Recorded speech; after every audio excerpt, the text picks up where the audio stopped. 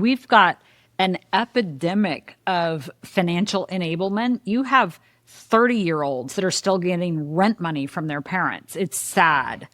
And it's impacting the parents' ability to retire. Now, I'm a big fan of retiring way later anyway, but nevertheless, it's an opportunity cost that is just destroying these 20 and 30-year-olds that have no concept of financial wherewithal because their parents are still paying for their lifestyle.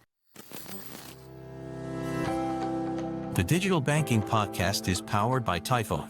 Typhon is the creator of Infinia, a dramatically better digital banking platform for community financial institutions, as well as several platform-agnostic, revenue-generating point solutions. Our highly configurable platform and broad ecosystem of third-party partners ensure our entire suite is scalable and extensible to meet the needs of any FI.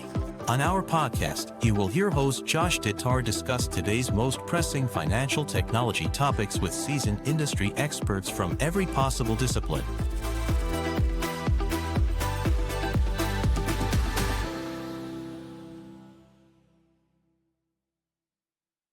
You know, your podcast hasn't officially made it until there's ads in it. But this is one you're not going to want to skip past. And, well, if you do, feel free to hit that fast forward 15 seconds button twice. Ever wonder what gives me my energy and enthusiasm during these podcasts? You know, outside of my relentless desire to learn about, connect, share, and build up community FIs and their mission to support the communities they serve? It's coffee, and lots of it.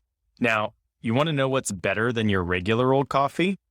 How about donating $5 to the Children's Miracle Network hospitals through Credit Unions for Kids every time you purchase high-quality, ethically sourced coffee that also provides living wages to coffee farmers? So if you want to listen to this episode with epic levels of caffeine-induced focus and help kids in need, head to javaforkids.org to learn more and buy a bag or 10. Thanks. Welcome to another episode of the Digital Banking Podcast. My guest today is Kim Butler, the founder of Prosperity Thinkers. Fascinating. Unfortunately, that's the best adjective I could come up with in the moment as Kim was telling me about herself. Someone who marches to their own drum, 100% unapologetically, just really and truly fascinates me. And it's absolutely apparent that is Kim within the first 3 minutes of talking to her. Her earliest memory of outwardly living out that mantra was in the 6th grade when she went to her first band class and all the other girls picked flutes and clarinets. Kim? Nah, not about that. She went right for the big old tuba, the thing she saw as the furthest opposite end of the spectrum. Carrying later into life things like moving to a town of 427 people in the middle of nowhere, Texas, having an off-grid home with solar, a big garden for food, alpacas, and eating paleo/keto before it was even cool. You see, Kim makes a concerted effort to be mindful of the things she does and the actions she takes and the way she lives her life in just about every sense of the word.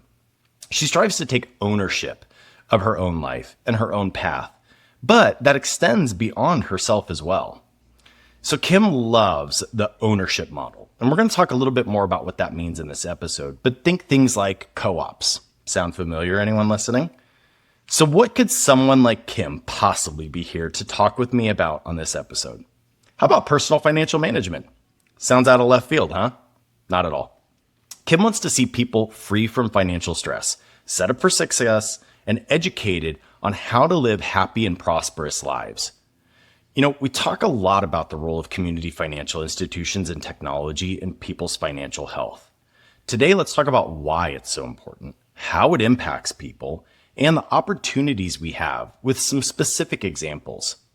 Now, Kim is not a big fan of the mindset of, I only want to give a little, but I want to get a lot. But today, all you have to do is give a little time and listen, and trust me, you are going to get a lot. So Kim, thanks so much for being here. Welcome to the show. Oh, so fun to hear that, Josh. And what a joy to be able to spend some time talking with you. Yeah, you know, I've really been looking forward to this. And I think a lot of our listeners will kind of understand why once we get started. You know, the topic of kind of personal financial management and whatever label you want to put on that, right, comes up a lot for a lot of different reasons. I think one, we all can objectively admit that like financial education and literacy in the US is not up to par. And so too, that kind of lends itself to this is a huge opportunity.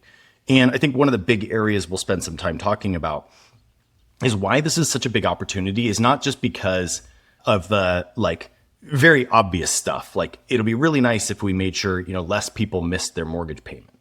Like that's kind of a really easy thing to say, hey, we solved for that thing. But it's the downstream stuff, right? Like it's the emotional impact. It's all the stuff that accompanies that in the positive sense when we solve for those. So, like I said, I think this is a really cool topic to talk about. And I think you have a really unique perspective on that. So before we get started, I think you wanted to make kind of a quick disclaimer about just kind of your role. And so I'll give you the opportunity to do that. Absolutely. Well, I think it's often that people look at individuals in the personal finance space and think that they would use a term like financial planner or financial advisor. And those are appropriate terms for some people. I am not one of them. And though I have been helping people with their personal finances for over 30 years, I don't play those legal structured roles. Instead, I am a financial guide, and I like to come alongside you where you are today to help you make a difference, to help you, as you were stating earlier, deal with that peace of mind aspect of personal finances. Now, of course, it's still money, and we're going to talk about it. Nevertheless, being a financial guide puts a unique perspective on my brain when I'm looking at your personal finances. Yeah, and I think that's an important thing to call out to you, right? I mean, I'll say it super bluntly, right? Like I get to play the kind of neutral third party here in this, in that, look, don't get me wrong. Like I like to make kind of the grotesque statements sometimes to make my point. I'm not saying that this is true of everything, but sometimes when that is your job to, advise on finances by selling certain products, there can be different motivations, right? And so again, I think that's one of the reasons why I was kind of excited to get connected to you, was just to kind of talk about the no BS, no fluff and stuff. Like we're not here to pitch products.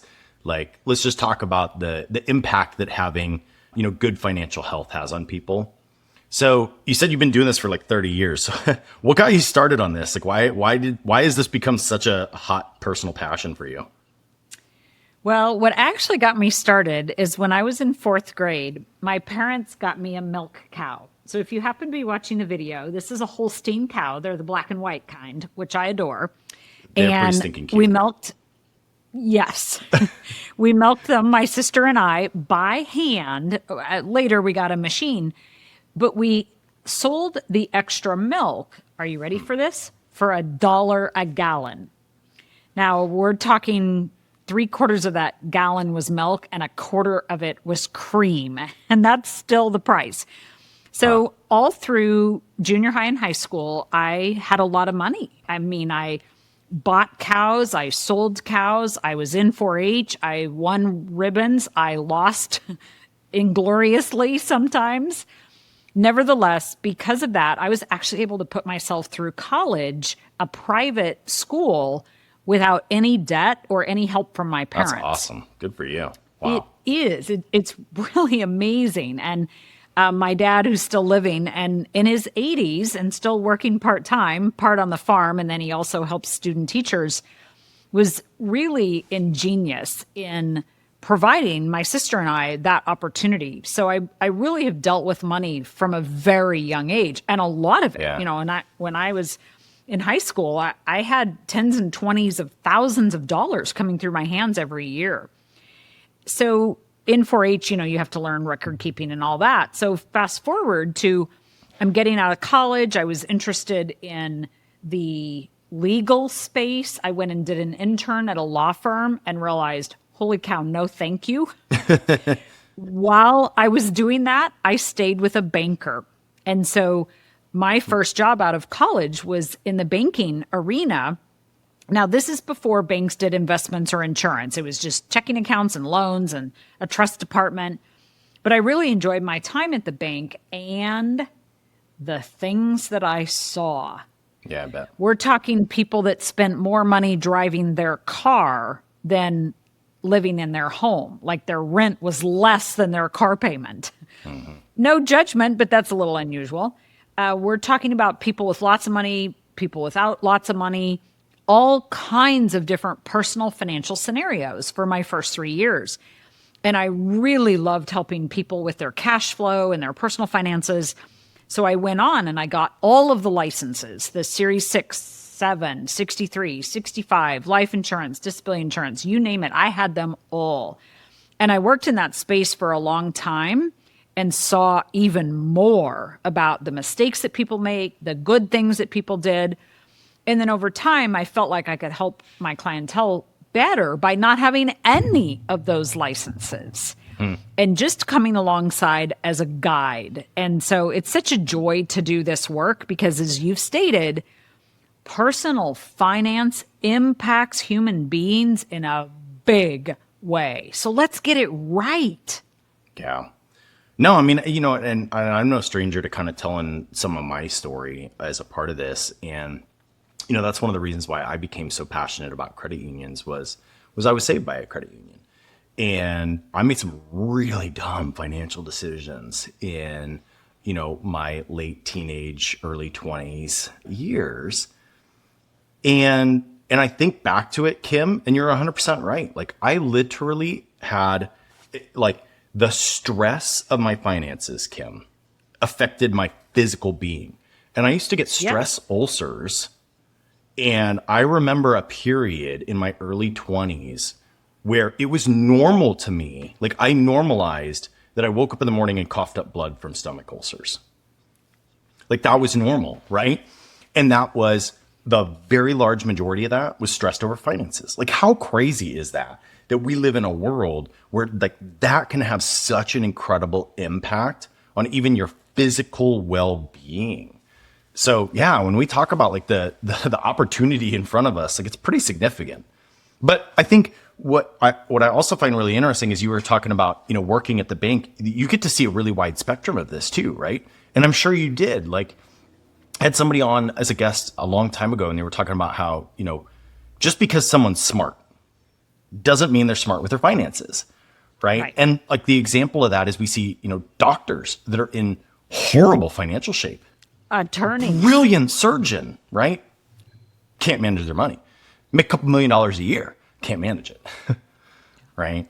So I'd be curious to see, as you've seen kind of that spectrum of people with everything from, the best financial position possible to the worst, to making little to lots. What are the things that have kind of stood out to you over the years?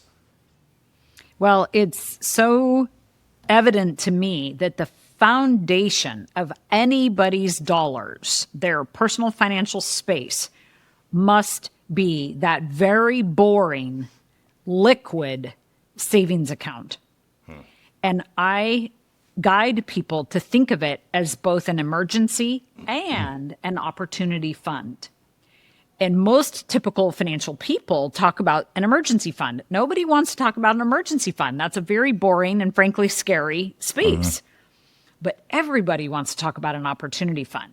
And so I help people get the emergency fund solved as quickly as possible, and some already do, and then start to build that opportunity fund, because the opportunity fund is what provides us the peace of mind to sleep at night.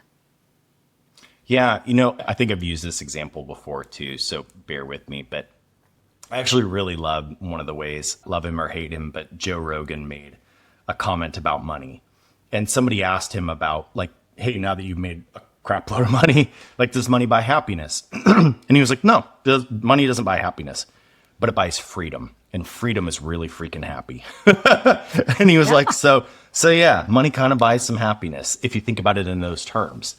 And he's like, now I'm to a point where I'm very free. I don't feel the weight of the world and the pressure of the financial system, because while I made money, I managed it well as well on top of that. And so I have that freedom and that stress is removed, right? And I always thought that was kind of an interesting way of thinking about it. It's more about just freedom than it even is happiness. Well, and the cool thing is that anybody can have that freedom, even if they don't have enough money to not work anymore. Typically, that's what financial freedom is defined as, is a money amount or an income amount where work is optional. But let's look at that a little bit more thoroughly. Financial freedom starts in our heads. It's a thought process. If we have an emergency opportunity fund, which, for some families is $10,000, for others it's $1 million. But if we have that foundation and we're very confident that we can create value in the world every day, whatever it is that we do, whether it's our work environment or maybe it's something else that we could do that would create value to be paid, then we have financial freedom because we know that the basics are handled at least for a few months if needed. And then we go on and we create value. And human beings were not put on this earth to do nothing. You hear and see in those that retire early and, the whole FIRE movement, the financial independence, retire early thing. Oh my gosh. Those people are going back to work in droves because without a purpose, their life became horribly boring. Interesting. So if we have the foundation built, then we know that we can create value in the world and earn an income. That is financial freedom. We just have to see it that way. Yeah. What's your take on how much does perspective play into that, right? Like one person's perspective of what freedom looks like versus another. I think it's everything. It's why our company is called Prosperity Thinkers, because our thought is what drives our perspective. And our thought is able to shift, just like we know from Carol Dweck's book, we can go from a fixed mindset to a growth mindset. Well, we can go from a perspective of, I can't afford it, for example, to a perspective of, well, how could I afford it? In the matter of a moment. It's just a thought process. It's just a shift in our mental standpoint, in our mindset, which then can lead to a shift with our money. And we're not talking about riches overnight. There are some very simple things that people of just normal American means can do. Little things, like you said in the introduction, you can actually make a difference with little things that long term will have a big impact. But it absolutely starts with that shift in perspective. Okay, I want to dig into that a little bit more because I think there's kind of two separate tracks I'd like to get your perspective on. Is, one, how do we need to think about and reshape some people's perspectives, but also how much do kind of like unshakable perspectives or maybe just different choices that are all acceptable play into it. And so, and I'll give you kind of an example of that because this has actually come up a few times. And I used kind of the example, like a couple of different real examples. So I have some friends that do the FIRE thing, right? And they literally will eat top ramen 7 days a week. Don't do absolutely anything outside of that. They work as hard as they can. They put every single penny into zero debt, building it up. Goals to retire by, I think, they're younger than I am. So they're shooting for being retired by 40 kind of thing. Right. And then, I have a friend who literally cannot spend it fast enough. And is constantly a 12th credit card's not that bad, right? So kind of the other crazy end of the extreme. And then, right, wrong, or indifferent, my approach used to be a little bit more on the conservative. Long story short, my wife is a breast cancer survivor. That reshaped some of our perspective, right? Sure does. And so, I guess where I'm going with this is defining success and your perspective of that can also have an impact on whether you're happy with where you're at, right? So for my friends doing the FIRE thing, it would stress them out to spend money on something. But for us, kind of given our scenario, I'm hey, you know what? We get hit by a bus tomorrow. And I don't want to be in a position where I'm my friend that has a 12th credit card that's maxed out. But I also want to go on vacation and I want to take my kids somewhere where we build memories. And so there's that balance. But to each of those three different groups, right, success looks different. So their perspective is different. And I would argue that two of the three are somewhat okay, depending on, again, if you're like, that is your metric for success. The third's probably needs some work. But I'd be curious to get kind of your thoughts on those two things. Like, so how does that perspective shape how you should be thinking about it? And are there multiple different avenues for success? And then if we do need to reshape someone's perspective, like the third example, how do you go about that? Awesome questions. Okay. So on the first part, I think that one's perspective should be defined by themselves and in conjunction with a spouse or significant other, if there is that, without a doubt. And to me, the easiest way to do that is to get clear on your values, and that will help you define success. So you can go on the internet and look up a list of values and get 100, 200 words.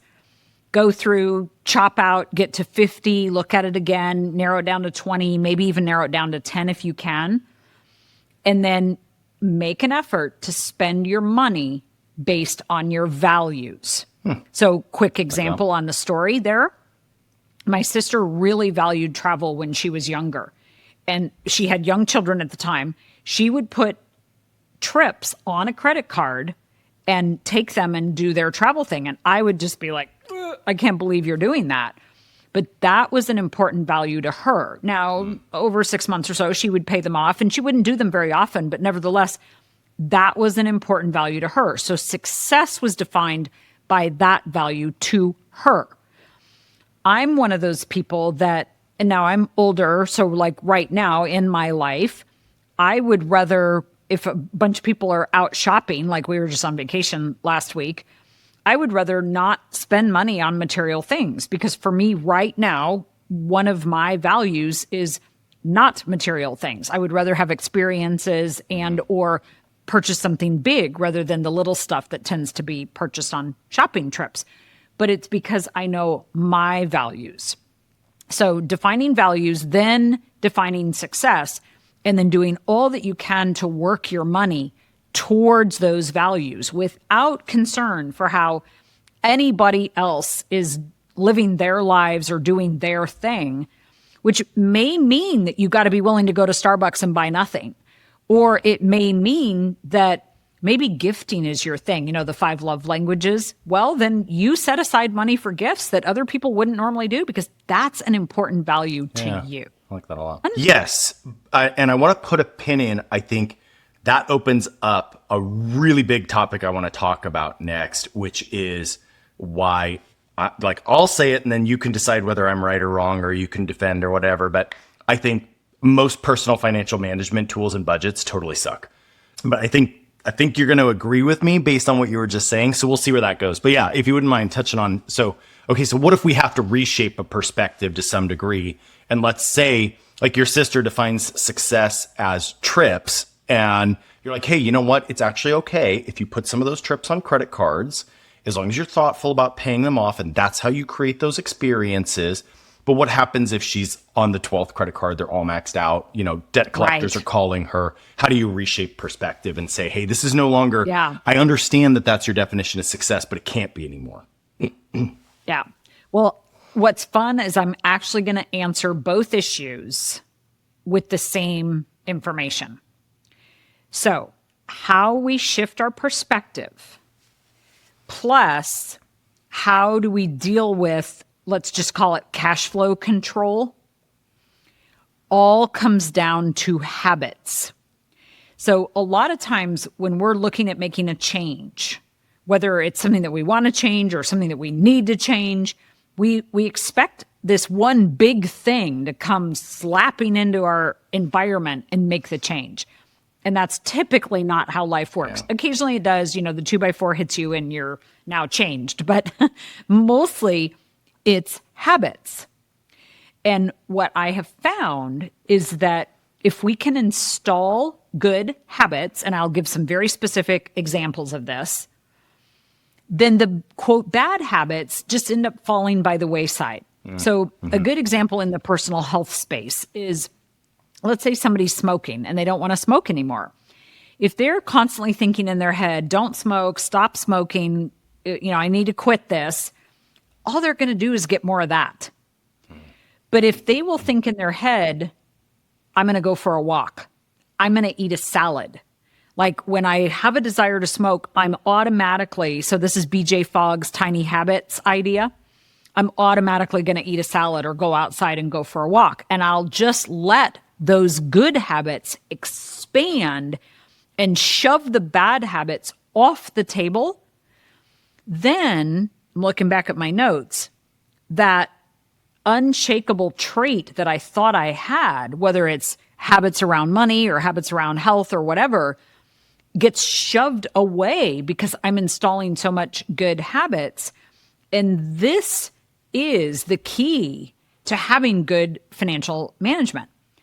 Budgeting has literally never proven to be effective. Go ask all your friends that are on mint.com or Quicken or whatever it's called now, that are on You Need a Budget, that are on Personal Capital, that all the various apps and such that are out there.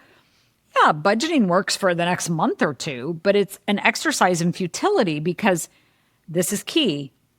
We still have our income connected to our checking account. As long as our income is connected to our checking account, our habit is to spend. And most of us, we will spend what's in our checking account. And therein lies the problem. I want to go back to when you were talking about the habits thing. It made me think about, man, I wish I could recall the book off the top of my head, and hopefully I'll get it before the end. But my CEO read a book and was telling me about some of the things that came out about attaching a habit to a habit. And the example was, and maybe you even know this, the author was saying she was trying to work out more, but the only time she could do that was in the morning, right? And so she just found a morning habit that she already had, and she attached working out to that habit.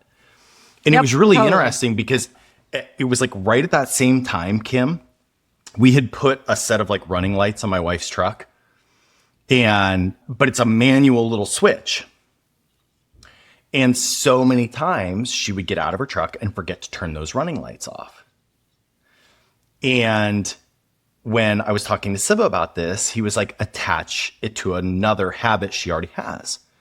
So literally we just paid attention and we looked at, so she already has the habit of she always puts the parking brake on, whether she's on a hill or not, she always puts the parking brake on. So then she just attached the habit of putting her lights, turning them off when she puts the parking brake on. And Kim, I'm not even kidding. Overnight, she's never once left the lights on the truck since, right? And so I thought that was interesting when you're talking about just kind of it's looking at, trying to create the right frame of mind for habits in our finances. And how do we kind of attach to other good habits, or like you said, in the smoking example, maybe not necessarily make spending a bad habit, but just if we have a compulsive spend or something, replacing it with a better positive habit. Yep. The key there that I think is relative to all of this arena, and that is measuring progress, looking backwards and measuring progress instead of looking forwards into the gap. So Dan Sullivan, strategic coach, calls this the gap of where we are to where we want to be. If we're always looking at that gap, which is obviously always going to be there, because as we march forward, where we want to be marches forward also, then we can get into depression, frustration, fear. Oh my gosh, I'm never going to get there. But if we'll turn just for a moment and look backwards at the progress that we've made, then we get that sense of momentum and we want to do more of what's getting us the progress. And if we do that with our money and look at that progress that we're making, we will get so much better results. It's funny you use that example. I literally today, I was having a conversation with one of the guys on my team, and he made a comment, and it was really funny. He brought himself to the whole own conclusion before I even got a chance to respond, of being frustrated that we're not where he wanted to be on a certain project. Yeah. By now. And then he was like, wait, I just looked back and realized how much holy smokes, we have come so far. And it was like an instant mindset shift. And then to your point, like it was a super motivation to go to that next level. So it's interesting that you use that as an example. You were saying, so I want to go back to what you were talking about. One of the fundamental issues is that our income is directly tied to our checking account. Can you talk a little bit more about why you see that as a catalyst for the problems? Sure. So we've got a group that has studied behavioral finance and helped people with a structure that disconnects income from our checking account for about 10 years. And so we've got a lot of statistics around this arena. And originally it was done manually, and now, of course, it's done with an app plus an account environment. There's tons of financial apps. That's not the goodness. The goodness is making sure that your earned income from all sources, so this is for retired people, for working people, for individuals, for spouses, for even young adults, all the way, everybody, income should go into a separate account. And the separate account then should put into your checking account only what you need to live your life exactly as you're living it today. And so this budgeting act might be helpful for a month to kind of get a handle on what it is that is necessary for you to live your life. Mm-hmm.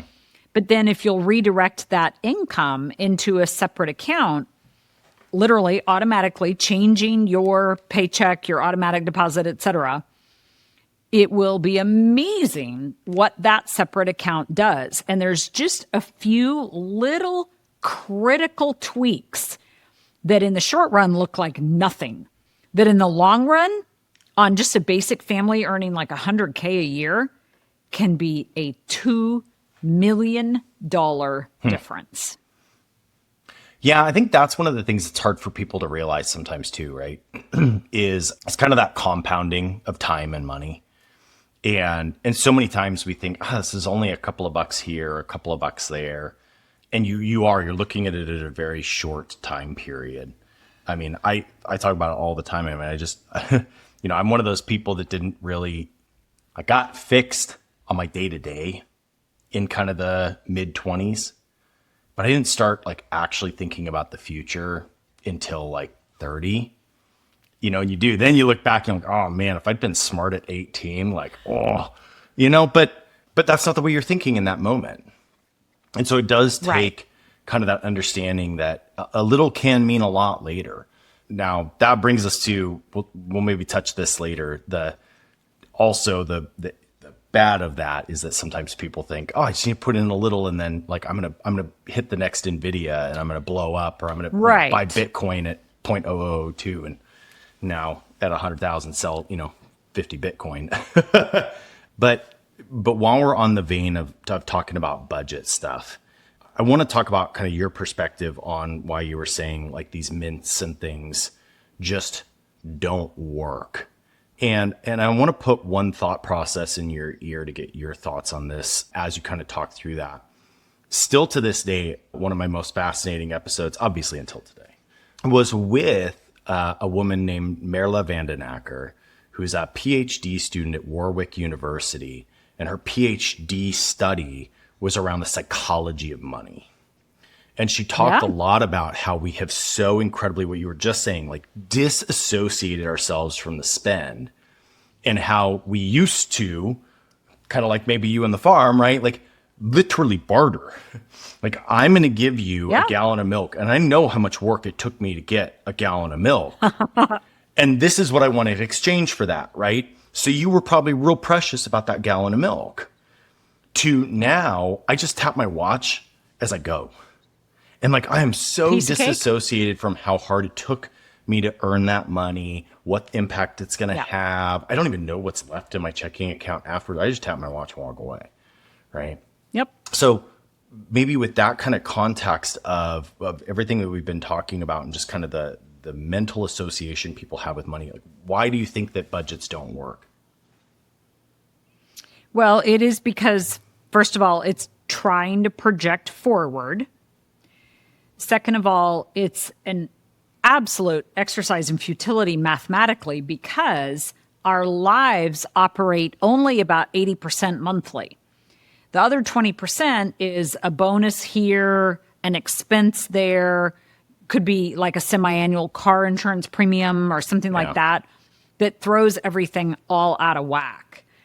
And so this attempt to project forward, now again, you got to get a handle and know what your monthly expenses are. So if it necessitates a budgeting exercise to do that, then do that. But then start to measure backwards, start to measure that progress. And if you'll set your structure up properly, you'll capture some critical differences that throw budgets off. One is most people get paid every 2 weeks, which means 2 months out of the year, they're getting 3 paychecks. What typically happens to that third paycheck? Gone, right? It just goes into the checking account. It's gone. We don't even think about it. Furthermore, some people, either with 401k contributions or 403b contributions or Social Security contributions, in the November and December timeframes, they earn enough money that they don't get to make those contributions. And you could argue that Social Security is not a contribution, but you don't get to have those dollars taken out of your check. You don't get to have your dollars taken out of your check. And so extra dollars go into your checking account. Again, what happens to those dollars? Gone. Especially because it does tend to be at the end of the year, so you've got all the holidays, right? So just those little things. Here's another one. Most people know that their expenses are increasing all the time. However, if you get into a mortgage and you have a 30-year mortgage, which is what we recommend, and you're not prepaying, it's just a flat 30-year mortgage, and even if you do change houses a couple times, which most people will, it's still a 30-year period of time where that particular bill is flat. And so if you understand that all of your other expenses are increasing and your income is usually increasing, if you have the right structure in place, you can capture that differential, which starts out like a little tiny piece of pie, but grows bigger and bigger towards the crust of the pie, if you will, as you go on through your life. If you have the right structure to capture that differential. And then again, if you're using that look backwards, focus on the momentum, which gives you more motivation, which might actually cause you to stop before you pull out that credit card or that Apple Pay or whatever it is that you're using that is so disconnected to the money that we earn, and just buy. Because you can get into your app and see the progress that you're making and get excited about that. Because the studies show that the dopamine hits for Amazon and the Prime button, did you know that's their most valuable trademark? Is the Prime combined with the one push button, buy now, right? You don't have to put your credit card in. It's already in there. You buy now, it goes into your shopping cart, it's done. Like that is their most valuable asset, or at least it was when the study was done, in the last year or two.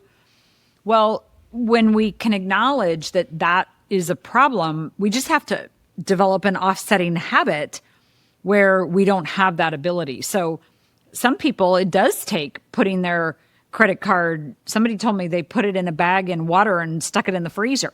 They couldn't use it. I mean, they could still do online things, obviously, but, do whatever it takes to develop the habit to get excited about your building savings account, not let your only excitement be your Amazon buy button. Yeah, I mean, I think you touched on something that is so important, right? Which is kind of going back to what we were saying earlier, like that definition of success. And you get such an immediate dopamine hit from making a purchase, especially if it's typically those frivolous ones that you probably shouldn't have made, is because you really want it, right?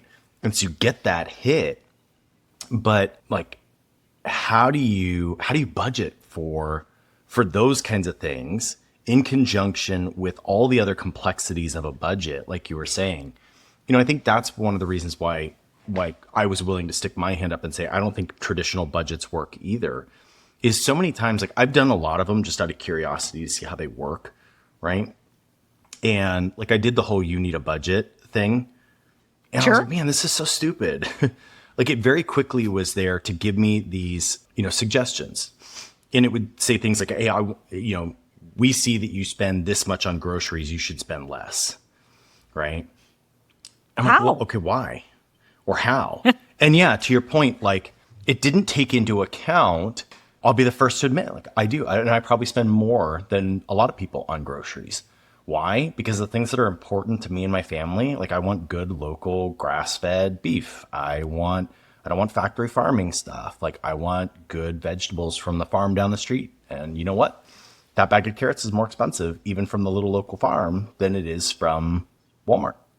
Right? Yep. And so, but that's important to me. And so it's like, good job, you're saving, in this area, like dining out. I always laugh when I do these budgets, right? Because it always tells me I'm doing so good on dining out. Because my wife and we literally, Kim, probably eat out 3 times a year, right?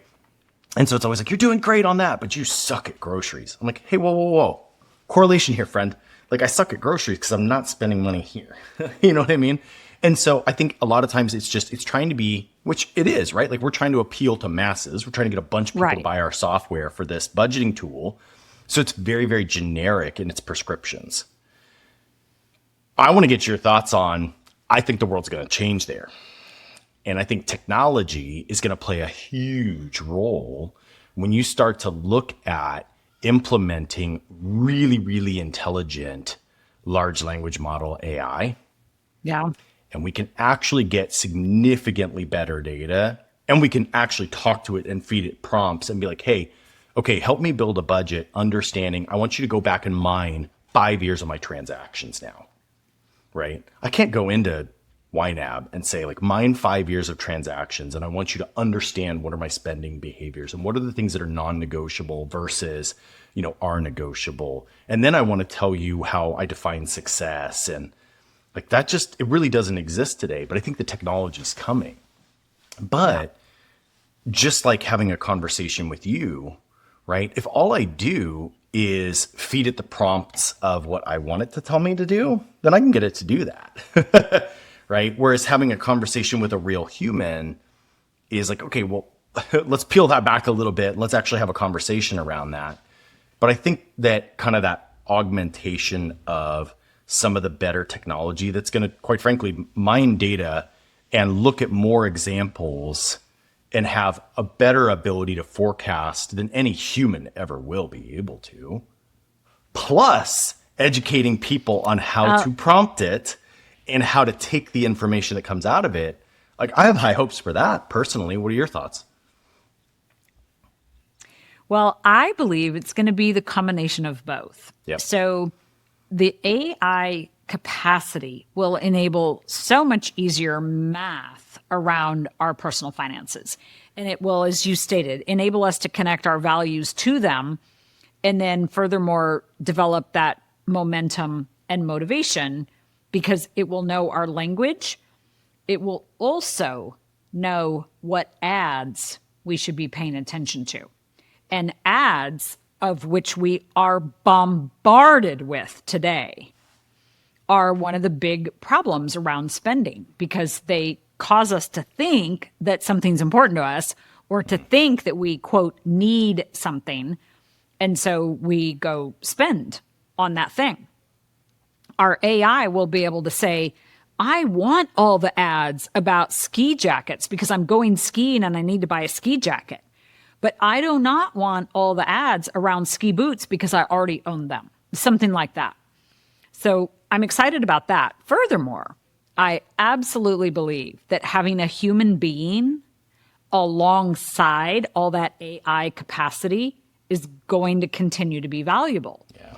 And America, typically, the general person in America is not comfortable going to a human being for personal finance work. You know, you have your high net worths that are used to using the financial planners and the financial advisors out there. But a lot of America doesn't really think that they have enough, quote, money to invest to utilize the services of somebody like that. So we've worked, and I've worked nationwide since the internet began, to help connect people with people, because then we get results. And that guide alongside enables you to have that conversation that you're talking about so that our monetary decisions are more habitual, they're more in alignment with our own values, that we've set them. And we know that somebody's got our backs and can help us strategize around the disconnects that are there because of math. So, whether it's that extra paycheck that's coming in and creating positive, or it's that extra expense that's coming in and creating negative, we've got a strategy and a game plan, and we know how to deal with those both excesses and times when there isn't excess that we need to solve. And we know we've got somebody behind us to help us do that, combined with the technology to pull in all the good values and the structure that is necessary to make conscious choices. Because if we can turn unconscious spending into unconscious savings, we've got a recipe for success. Yeah, I'm glad you brought that up. There kind of needs to be the two-pronged approach to it, right? I agree with you personally. I think until we get to some epic level of crazy technology utopia, which quite frankly, I just don't even want to live in that world. So I'll put my 2 cents on the table. But unless we get to that point, I still think there's always going to need to be a human element involved when we're talking about helping people live kind of prosperous financial lives and just helping them navigate the complexities of that. But I absolutely love the idea of us bringing in some of these super sophisticated tools, to your point, to do data mining and math better than any human is ever going to be able to do. Just because they're going to have more examples to work from, more data points to touch on. But where I was going with that is that, there is almost that power of having technology in there, because like you were saying, people sometimes don't want to have the uncomfortable conversation initially with another human. Right. And a guest of mine a while ago brought up, I want to say it's a book or it was like a Netflix, maybe a Netflix movie, but like a TED Talk or something on people don't lie to Google. And the whole concept was, and I'll use myself as the example, right? If I go to my doctor and my doctor's like, Josh, how many cups of coffee do you have a day? I don't want him to judge me. So I'm going to tell him 1, right? And then I'm going to go home and I'm going to Google, hey, is 1 64-ounce cup of coffee okay? Right? Because I know Google ain't going to judge me on that. But what happens is, right now, what I get out of Google is links to a bunch of different sites. And maybe I end up on WebMD, and that takes me down a whole nother scary rabbit hole. And I think I'm dying of tuberculosis or something. I don't know. But right, I'm trying to sift through all this information to decide, is 64 ounces of coffee bad for me? Whereas we get to the Chat GPT world, and I just ask Chat GPT, and it's going to actually give me a much more intelligent response. I can even have a conversation with him about it. But at the end of the day, having a human that then I could go to and be like, hey, look, I think I need to cut down on my coffee consumption, right? Which if anybody ever hears me say that, someone has taken over my body, aliens have invaded, it's a lie, I don't care. Definition of success, lots of coffee. But, right, I'm more likely to maybe have that conversation with you and say, hey, Kim, I think I do need some help with my finances. And I'd like a human to kind of guide me through that. Whereas I may not. Because there's. You're good. Keep going. I think you know where I was going with that. Well, they're so emotional.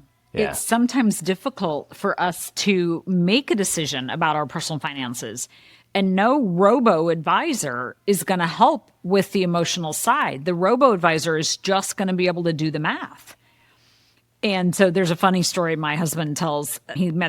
Somebody else met this guy, had a whole bunch of cash.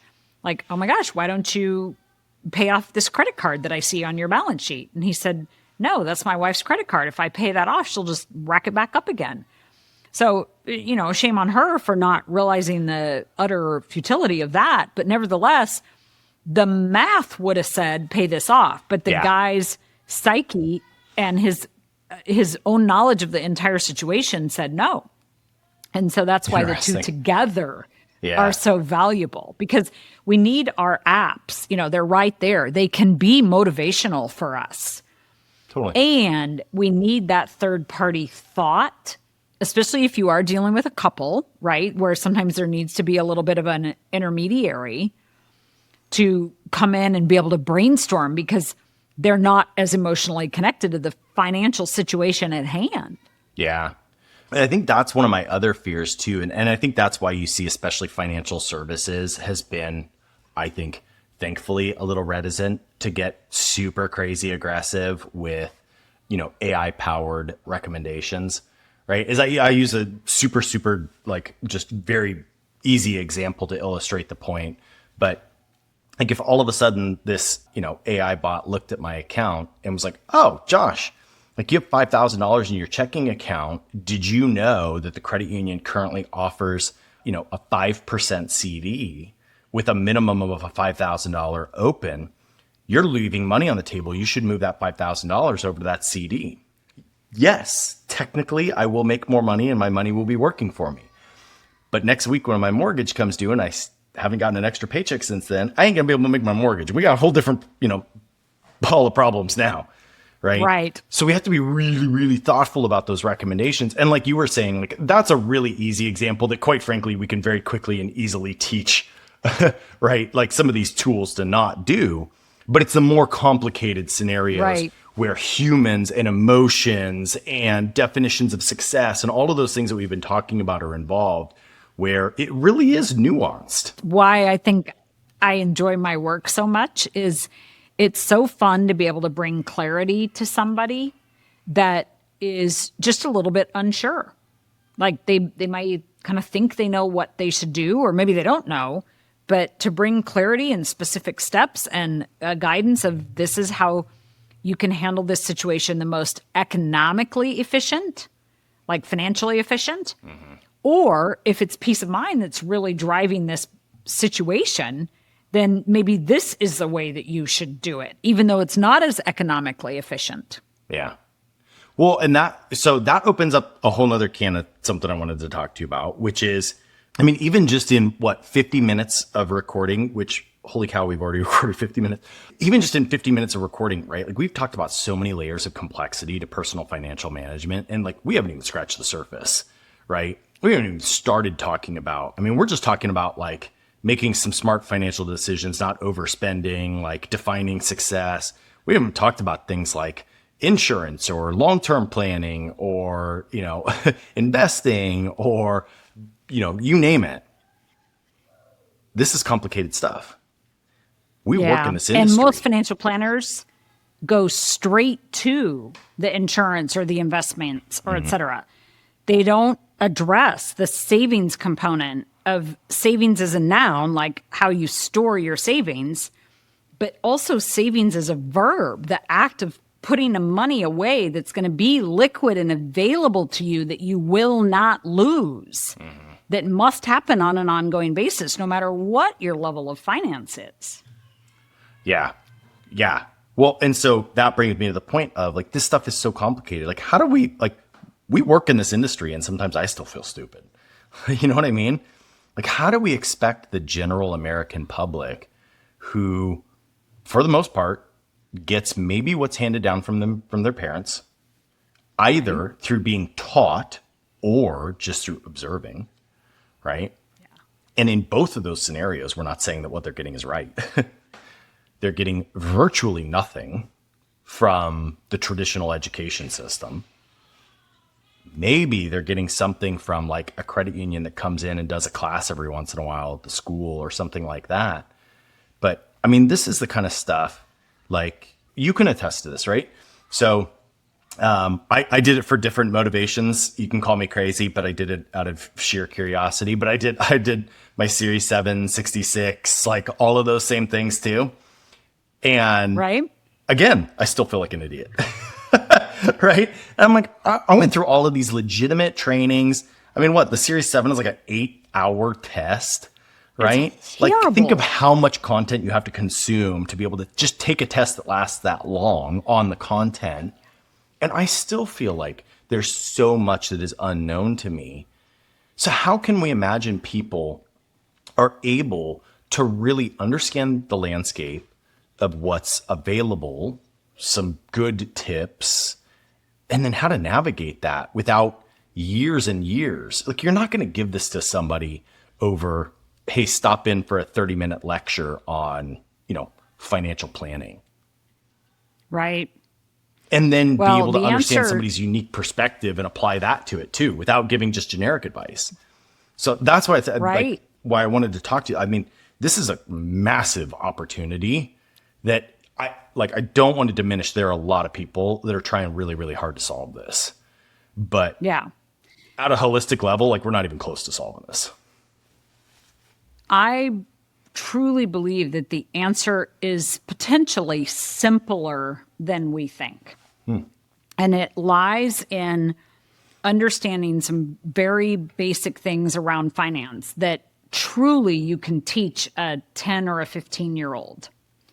And as you've stated, our schools are not teaching that. If you look at the schools, they have a class on how to pick a stock or something like that, which is interesting, but it doesn't handle the day-to-day basics of somebody's personal finances that should start literally, if we can do it right, at about age 3.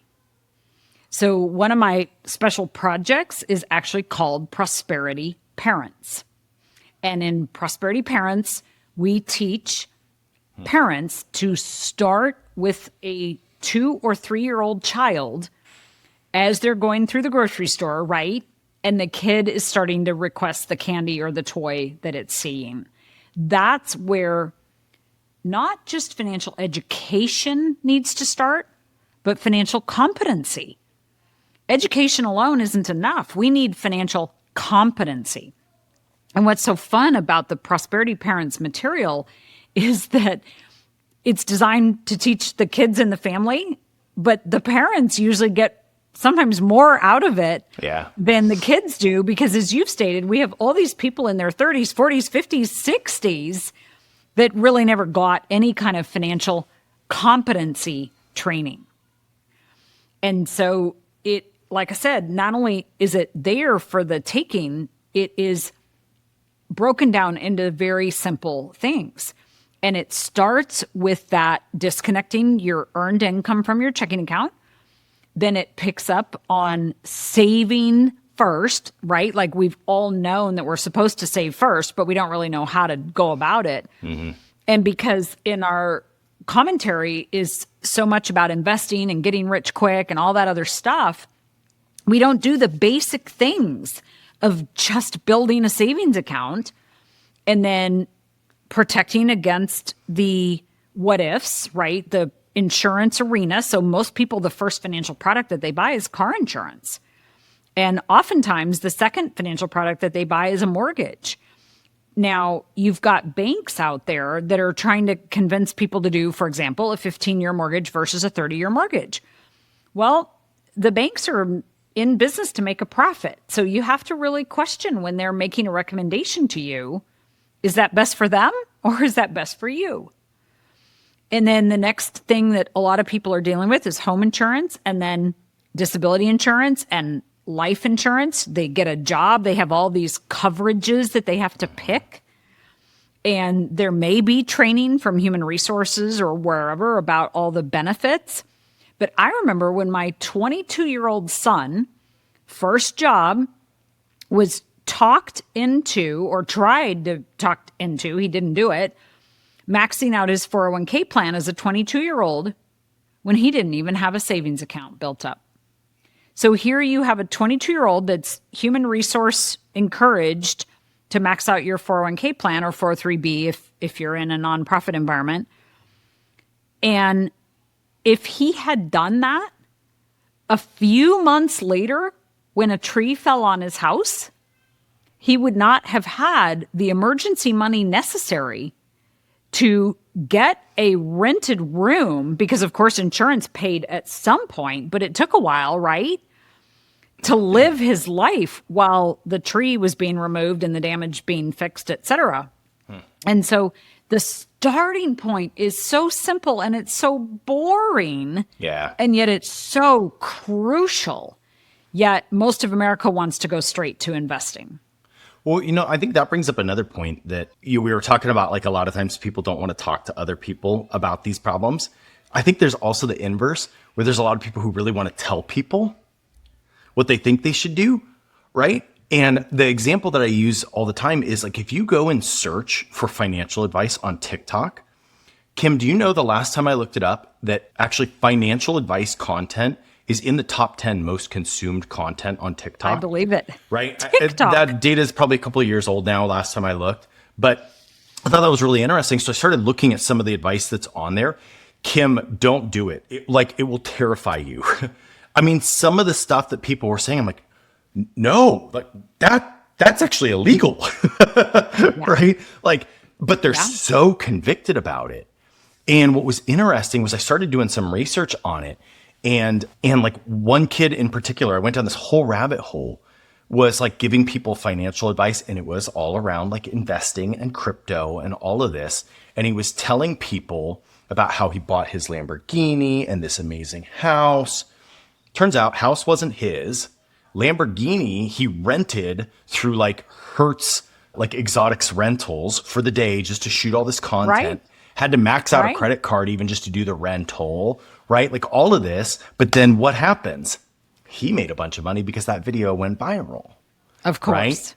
Because he gave all these young kids this great advice how they could be like him and have this house and this Lamborghini and all this stuff, right?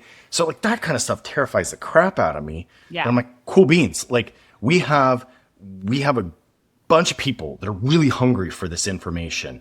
And they do, like, they want to learn. They want to be in a better place.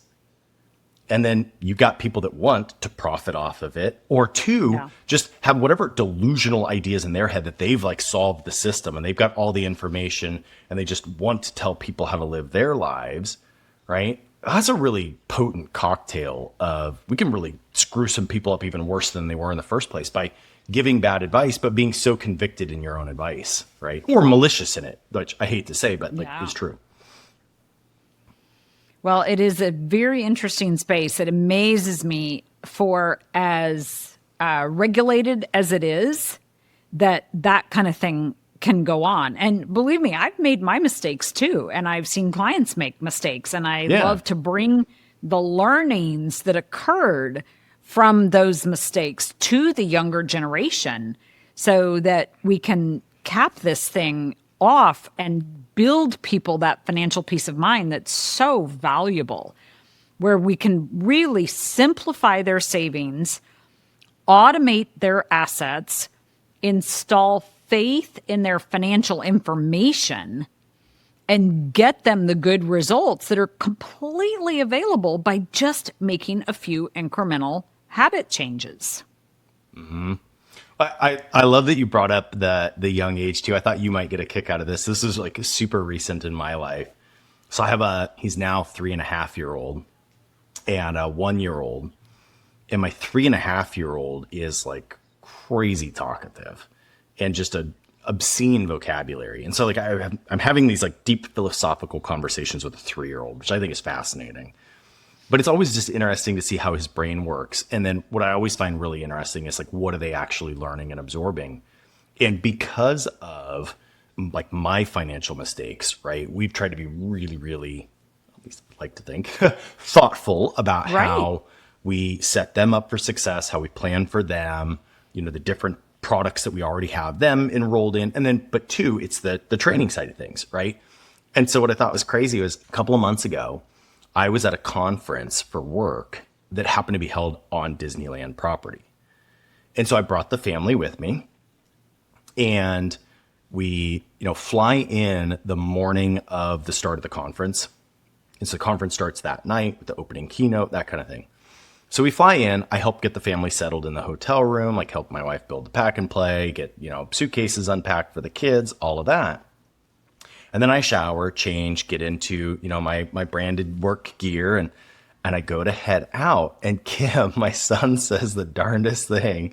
He's like jumping on the bed, having so much fun. I was like, okay, buddy, like, I love you. I'll see you a bit later. And he's like, yeah, Daddy has to go to work to pay for the trip. And I was like, yeah, he does. A 3-year-old. Yeah. Yeah, I was like shocked. It like hit me like a Mack truck, right? And then just recently, and so we kind of tried to reinforce that. I was like, yeah, like this is going to cost Daddy some of his time away from you to go do the things that Right. pays our bills and that allows us to do these fun trips and things like this. And then just recently, I mean, just the other night, my son was having a conversation with my wife in the kitchen about buying something that he wanted. And he made a comment about like how, well, we would need money for that. And so Daddy would have to work for that. And I was like, well, that's kind of a proud papa moment. Like, I like it that, I love at it. 3, he's starting to realize there's an association with like the time away from Daddy is what gets money and money is what does these things. And he's already like starting to make that association. So I guess my point is that it was really validating for me personally that you're right. Like you can start at 3 years old to even start to instill some of these habits where Totally. he's starting to understand that, money doesn't grow on trees. Like it comes from like, it is a trade-off of Daddy's time. And I was like, that's kind of Yeah. cool. Like, and to your point, like if we can start to instill those habits now, that's a heck of a lot easier than trying to change the habit of a 16-year-old. Oh my gosh, yes. And so valuable. We actually guide people in our prosperity parents work to install the quarter system for the 3-year-old, Okay. whereby you've got a clear jar so he can see the quarters, and quarters go in there when he does extra things, not when it is a boy, correct? Yeah, yeah. So, yeah, because you did say son. All of a sudden I thought, oh gosh. You're good. My 1-year-old's my daughter. Okay, got it. Thank you. So when your son does, for example, making his bed, that's a part of living in your house, and that's what he's supposed to do. But if he does extra things, like maybe helps mom unload the dishwasher, then he gets a quarter. Well, if he then turns around and beats on his sister, he gets a quarter taken away. Oh gosh, that And poor so kid would be in so much debt, Kim. It's potentially very motivational. And then when you go to the grocery store and he wants that thing, you Yeah. say, let's see how much you have in your account. And even if it's something that you would normally pay for, maybe you split it with him or whatever. But again, you're going to pay for his basic needs. And then, and of course, just think about this as you up level into junior high and high school and whatnot. If you want the $200 Nike shoes, that's great. I'll pay $80 because that will get you a perfectly suitable tennis shoe to play, basketball or whatever. If you want the $200, great. Earn the money to come up with the $120 difference. And it makes money not be a scary thing. It makes money and cash flow and the discussions that need to go with it a normal family conversation, which frankly it should be. You want those conversations to be happening at the dinner table. You don't necessarily want that happening at the school or, Yeah. fill in the blank where the kid might get values that are not what your family espouses. Yeah. That, if I'm being honest, Kim, like that's one of the weird things that keeps me up at night. It's interesting. I've kind of used this example probably in other episodes too. So bear with me, folks, if you've heard it. But like my financial position was not a good one, right? And I made a bunch of big mistakes. And I really didn't learn much from my parents. My dad, really, really intelligent guy, really well-meaning, right? But that just wasn't his area of expertise, and he didn't pass that down to me. Yeah. My mom was not good with finances at all. And so I kind of carried some of those traits through and then learned later in life my mistakes and started to right those. My wife is the oldest of 3. And same mom and dad, they've been married for 40 years. Like they're just huge age gaps. It's 6 years from her to her little sister and then another 6 to her brother. So there's 12 years in between her and her little brother. Well, my wife was an oops baby in Guadalajara, Mexico, while dad was putting himself through medical school. Little sister comes around when they're in Albuquerque, New Mexico, and he's in residency. So they're kind of like middle class. He's starting to get down the student loan debt, that kind of stuff. Little brother comes around when dad is a partner in one of the biggest clinics in Oregon. Right. All 3 of them had very different perspectives on money, right? And so what's interesting is my wife had the perspective of like, she ain't giving up a penny, right? Right. And And then she got to watch her other siblings. So she took that. So we were really thankful that like my wife and I kind of came into this with similar mindsets, perspectives, and at least just the understanding that we needed to have conversations about, well, how did we define success? What did that look like? But even all of that to be said, and the point that I'm making with all of this is what keeps me up at night, Kim, is thinking through, how do I do this right for my kids? Right? Because a part of me wants to make sure they have everything and they never have to stress about money. And I want my kids to, turn 18 and I give them a trust fund that lasts the rest of their lives.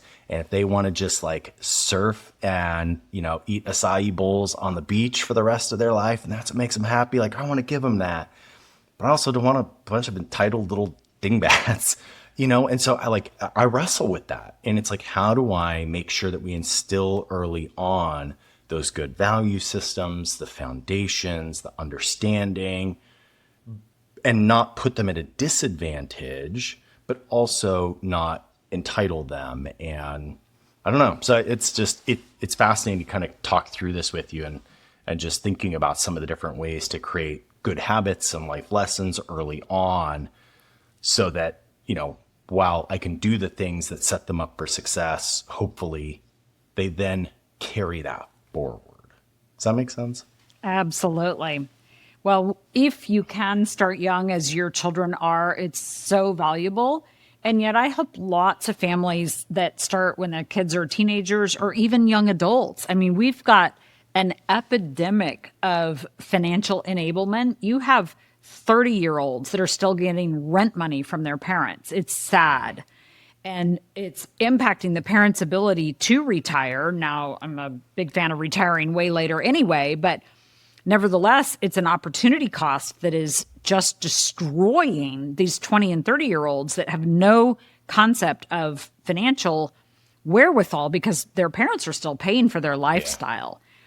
Yeah. And so it's a joy to be able to offer very specific steps to take, regardless of what age. There's about 7 phases of perpetual wealth, which means from generation to generation, like what you're speaking about.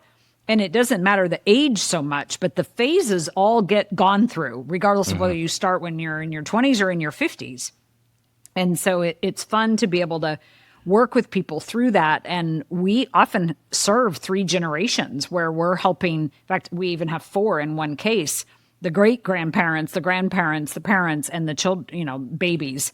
And it's so doable if you can just have some basic values picked, some basic conversations had, and then a space where those are repeated at age appropriate levels, of course, because not talking about it is the worst thing. And that's frankly how most families handle it. The parents don't feel like they know anything. And so no conversation gets had. And the kids then, when they get into their adulthood are kind of left to their own devices. And like you, some of us stumble into efficiency mode finally. Others go off the rails one way or the other, neither of which is good. So it's so doable. I really want to impress upon your listeners that there are some very small baby steps that can make a huge difference. Like I said, just the mortgage thing alone is a $2 million difference for your normal average $500,000 home or so. And the ability to disconnect the income from the expense account is just huge. And it's so fun to be able to install just those little things. They don't make a big change in your life. There's not massive learning that has to go on for these to work. And then they get to talk with their children or their grandchildren about it. And, frankly, everybody's parenting somebody. Maybe it's your Sunday school kids or your, Boys and Girls Club or whatever it is, your niece and nephew that's in the area if you don't have children of your own.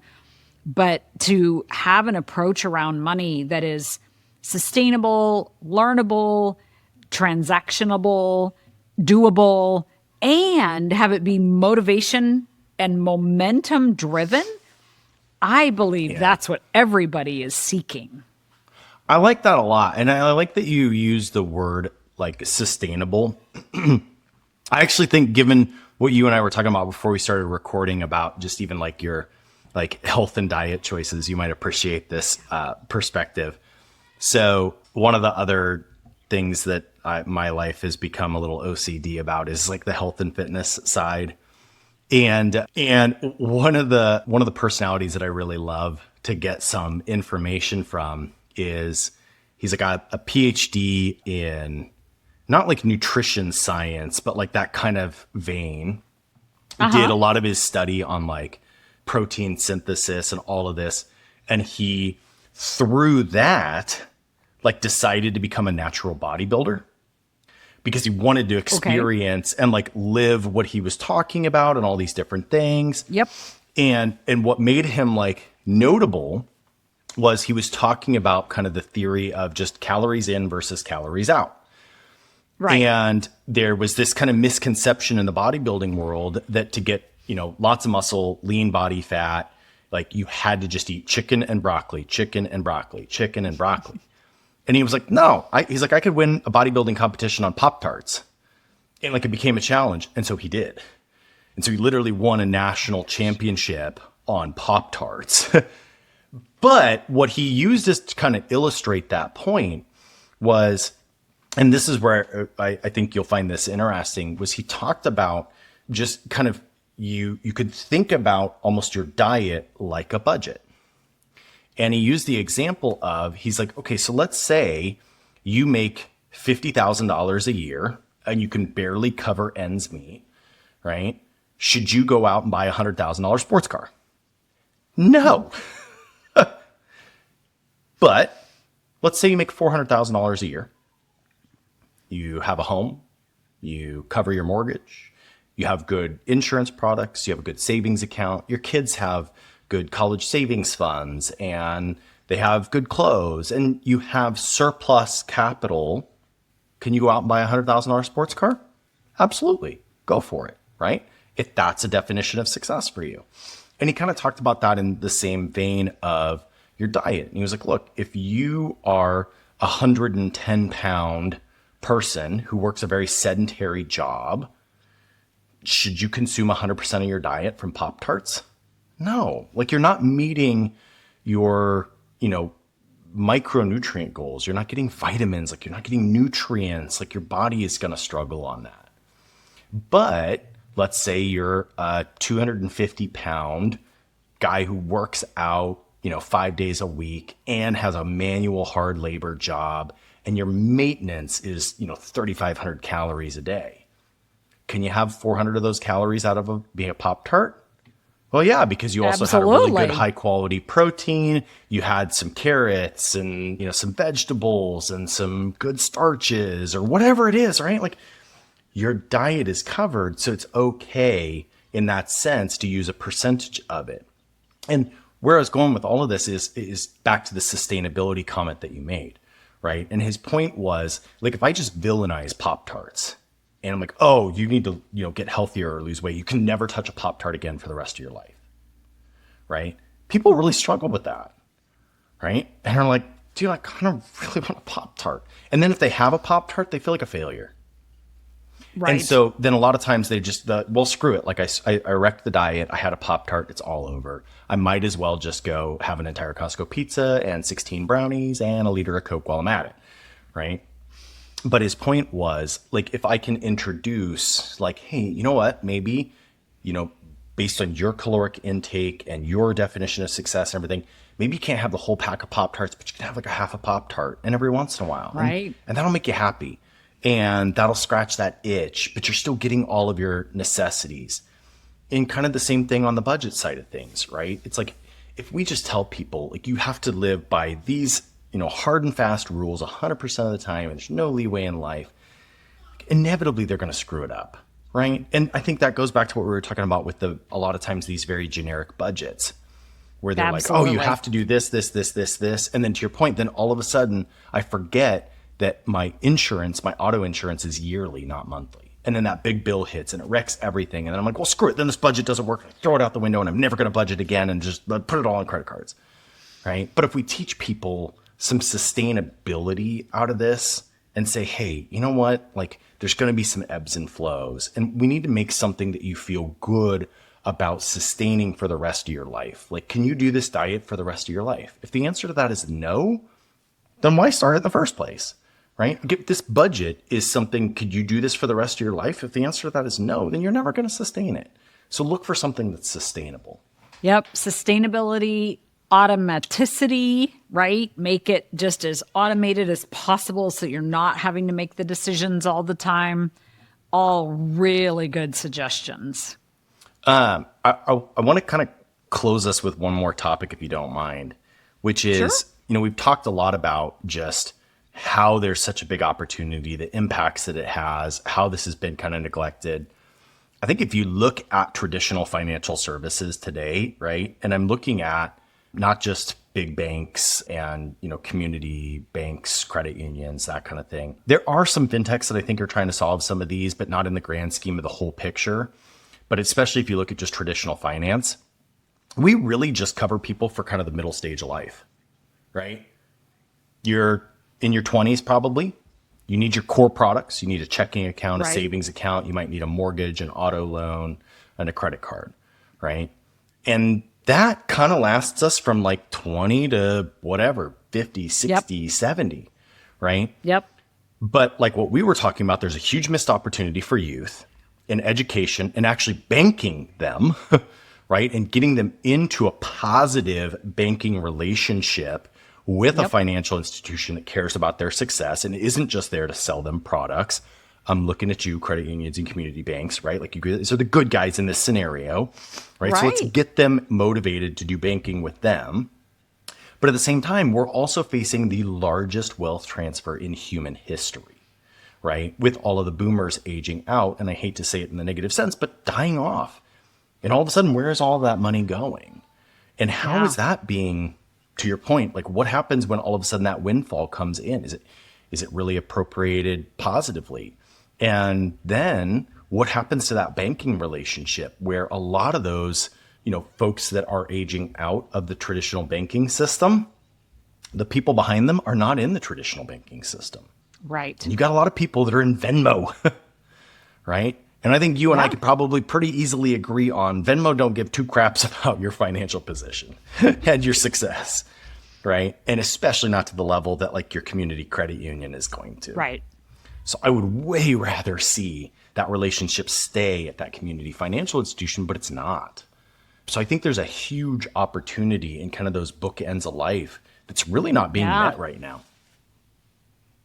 It is a very commonly known amongst financial advisors statistic that if the patriarch generation passes on, it's a 90+% chance you'll lose those assets because the next generation just doesn't want to do what their parents did.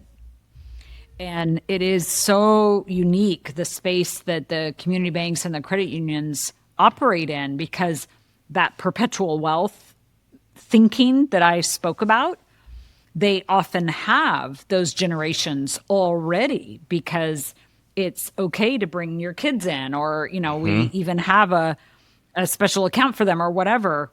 And it enables the communication to start to happen, which will then not only be generation to generation, but also community organization to generation 1 and community organization to generation 2.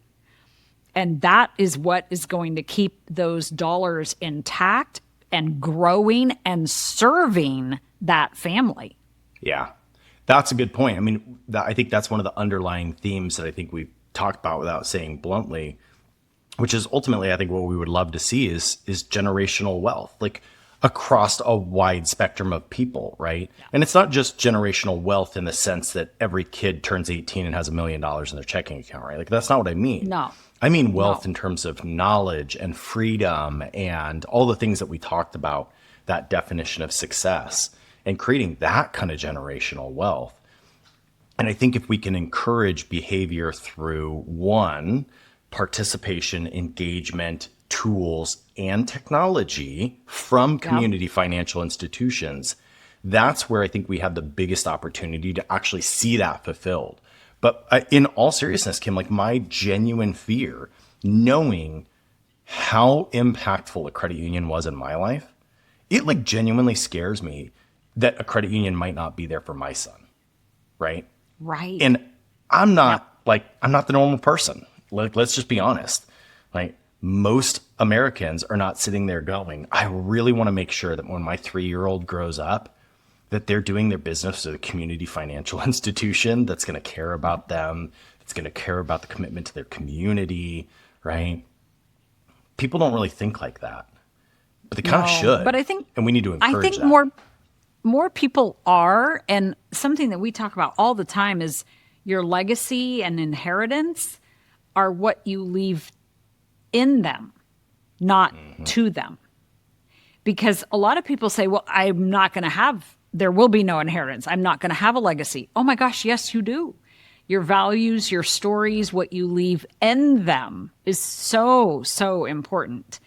And so, as you were saying, I think it'll be fun to see if maybe the credit union community bank space can combine with the fintech space to do a better job of communicating between those generations where that legacy of values and stories is left in them so that whatever may be left to them can go on and do the good work that it's designed to do. Where if you Yeah. pick up on some of the wealthier people these days, they'll even say, I want to leave my kids enough to do anything. But let's see, how do they say this? I want to leave my kids enough to do something, but not nothing.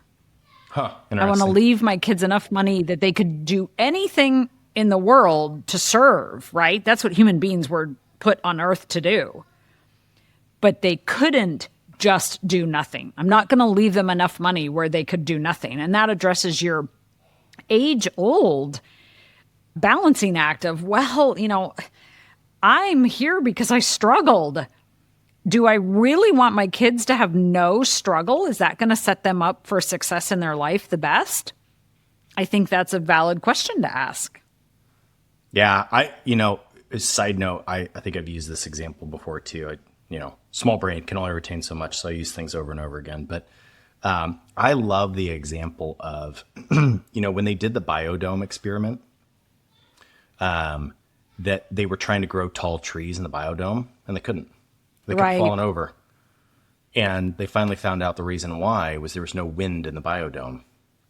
And so Yeah, the trees never to make faced them strong. adversity, and they never had to grow strong. They never had to drive deep roots. They introduce wind, they grow trees, right? I think the same is It's a true for great children, analogy. right? Like we have to, no, I don't want my kids to face like real ugly adversity and some of the things that Right. people have been subjected to over the years. Yes, I want to fight like hell to make a world that kind of stuff doesn't exist.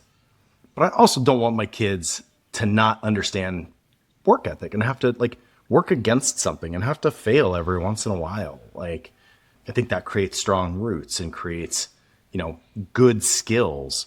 And again, I think that's what you look at like the community financial institutions, right? They're not promising like, buy this crypto and overnight I'm going to make you a gazillionaire, right? Like they're thinking Yeah. holistically, they're thinking what's sustainable, right? They're thinking about creating the right types of environments for people to grow. And that's like my selfish kind of utopia is what you were just saying, like that marrying of that mindset, that passion for service that you see in community financial institutions, coupled with some of this amazing new technology that we have to really empower people from both bookends of life and in the middle to create lasting engagement between generations where, I mean, you think about it, like how cool is that if my kids start to bank at a credit union, right? Early on, Yep. and they have technology to help drive certain behaviors. And then they have a parent and an institution that's driving good foundational fundamentals and values. And then they get older and they don't have to transition out of that. They're right there with somebody who's been with them from the beginning. And then as they go to transition that legacy out, like that financial institution is still there to be a part of it. Like, I know that sounds Right. kind of dorky, but like, I think that's a pretty noble aspiration. The really good financial institutions have been around 100, 200 years, and the really good families that develop that perpetual wealth at whatever level are able to sustain third, fourth, fifth generations. Why shouldn't those two be paired? Yeah, I totally agree. Kim, this has been an absolute blast talking with you. Like I said in the beginning, like you're just absolutely fascinating. I love the way your brain thinks, and I say it time and time again, but I think this is what's so cool about, getting the chance to host this podcast is I get to meet people like you and hear your fascinating, ideas that otherwise I probably wouldn't have had the ability to. So thank you so much for coming and being a guest on the podcast. Before I let you go, I have two final questions for you, if you don't mind. So first is, where do you go to get information about what's happening in the world of finances, and any shout outs you can give us? Well, I am very careful about my intake. So just like I pay very close attention to what I eat, I pay very close attention to what I read. I do tend to enjoy learning via reading, as opposed to, I know others enjoy learning via watching or listening. So I have sources that I read. They are typically not something that the layperson would enjoy because they're often very economically based. And for example, I love Seyfeddin Ammous's book, The Principles of Economics. It's like a 600-page tome of information around the Austrian mentality, which has nothing to do with the country. It's just a way of thinking around the markets. So that's the kind of thing that I enjoy reading about. And that environment leads to a lot of other people's blogs and that type of thing that are not mainstream media that I get the bulk of my information from. Oh, that's awesome. Well, if people want to connect with you to maybe get some of your insight or learn more about what you're doing with Prosperity Thinkers, how can they do that? Well, I am a prolific podcaster like you are. So Prosperity Podcast is available on all the podcast platforms. I'm on most of the social media platforms, including TikTok. So you can So some good find stuff me. out there. Yes, you can find me and DM me there and just use Josh's name or the Digital Banking Podcast, and I'll make sure to take good care of you. I also have a website, prosperitythinkers.com. And most importantly, for your community, I have a special offer of a document that surrounds those 7 phases of perpetual wealth. So I'm sure you'll put this in the show notes because it is long, but prosperitythinkers.com/the digital banking podcast is where they could go to get that 7 phases of perpetual wealth document, which is about 30 pages. And then, of course, there's a short read as well. Goes into what really all that we've talked about very thoroughly with a lot of specifics, none of which are product or company related. It's just good financial competency training. That's super cool. I love that. Because I think that's one of the things too, that a lot of times with like these long form unscripted podcasts like this, right? Sometimes you don't go into that very pointed, like, I hate to say marketing or sales because that's not the conversation we're having, right? But like marketing or sales pitch of like, here's the use case. You should learn this and do this, because we're just kind of talking more philosophically. So I love that you give actually some like real world action items that people can take out of this. So I appreciate that. Absolutely. Well, Kim, thank you again so much for coming and being a guest on the Digital Banking Podcast. You're welcome, Josh. It was a joy. Thank you for listening to the Digital Banking Podcast powered by Typho. Find more episodes on digitalbankingpodcast.com or subscribe on Apple Podcasts or wherever you get your favorite podcasts.